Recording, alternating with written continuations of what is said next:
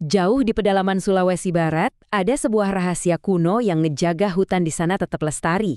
Rahasia ini dipegang erat sama masyarakat Moso dan hari ini, yuk kita coba ungkap bareng-bareng. Ini nih pertanyaan yang mungkin ada di benak kita semua kan? Di saat kita sibuk nyari solusi canggih, gimana kalau ternyata jawaban terbaiknya justru datang dari kearifan masa lalu? Dari sebuah komunitas yang hidupnya benar-benar menyatu sama alam? Oke, kita sekarang ada di desa Moso. Di sini, hubungan antara manusia dan alam itu nggak diatur sama undang-undang formal, tapi oleh sebuah panduan hidup yang udah teruji oleh waktu. Mereka menyebutnya kearifan lokal. Nah, pertanyaannya, apa sih kearifan lokal itu sebenarnya? Dan apa yang bikin dia begitu kuat dalam menjaga hutan? Coba bayangin deh, ini tuh kayak sebuah buku panduan hidup yang ditulis dan disempurnain selama berabad-abad. Isinya bukan cuma tradisi, tapi strategi bertahan hidup yang udah terbukti ampuh, yang diwariskan dari satu generasi ke generasi berikutnya. Dan bagi masyarakat Moso, ini tuh bukan sekedar teori ya. Ini adalah napas kehidupan mereka. Hutan itu bukan sumber daya yang bisa dieksploitasi, tapi sahabat hidup yang harus dihormati dan dijaga. Pilar pertama dari kearifan ini ternyata simpel banget, tapi sering kita lupain. Semuanya berawal dari satu pertanyaan. Kapan waktu yang tepat? Di dunia yang serba cepat ini, kita kan maunya semua instan. Tapi masyarakat Moso justru ngajarin sebaliknya, kekuatan dari kesabaran dan penentuan waktu yang pas. Nah, inilah esensi dari praktik yang namanya make waktu. Intinya, make waktu itu soal menyelaraskan diri sama ritme alam.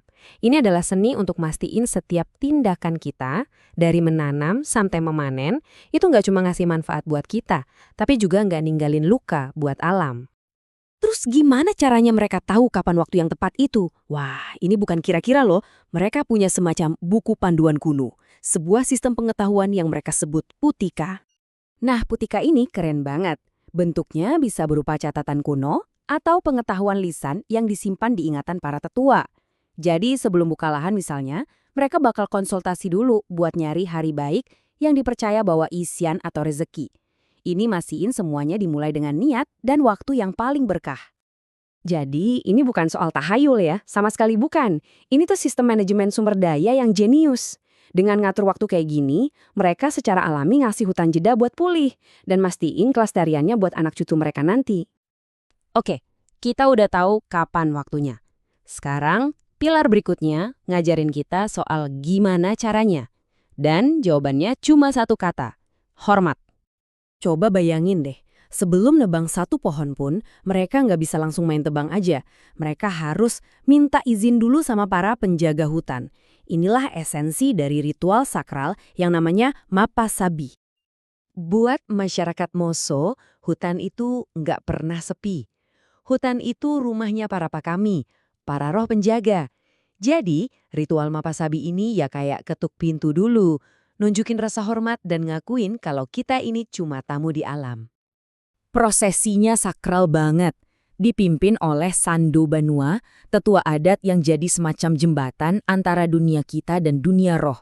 Lewat doa dan persembahan, mereka mohon restu dan negasin kalau niat mereka itu tulus. Nah, kita udah ngomongin waktu dan rasa hormat. Tapi gimana caranya biar semua orang ikut aturan? Nah, disinilah pilar ketiga masuk. Aturan sosial yang mengikat semuanya. Tiap komunitas pasti butuh aturan main kan? Nah, buat masyarakat Moso, aturan itu adalah usul. Anggap aja ini kayak konstitusi adat mereka. Aturan main yang nggak tertulis tapi dipatuhi semua orang, baik itu ke hutan maupun ke sesama. Usul ini ngejaga keseimbangan lewat dua cara. Ada anjuran alias hal-hal baik yang harus kita lakuin, contohnya kayak menanam pohon. Dan sebaliknya, ada larangan atau pemali, yaitu tindakan-tindakan tabu yang pantang banget dilanggar, karena dipercaya bisa merusak harmoni alam dan bawa bencana.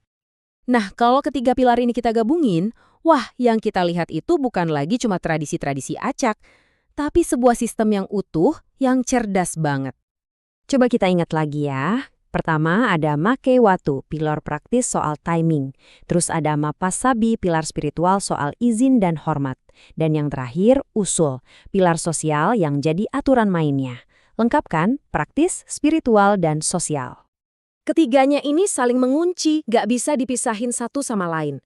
Nah, inilah kejeniusan dari kearifan lokal Moso. Sebuah pendekatan holistik di mana aspek praktis, spiritual, dan sosial itu kerja bareng buat menciptakan cara hidup yang seimbang dan berkelanjutan.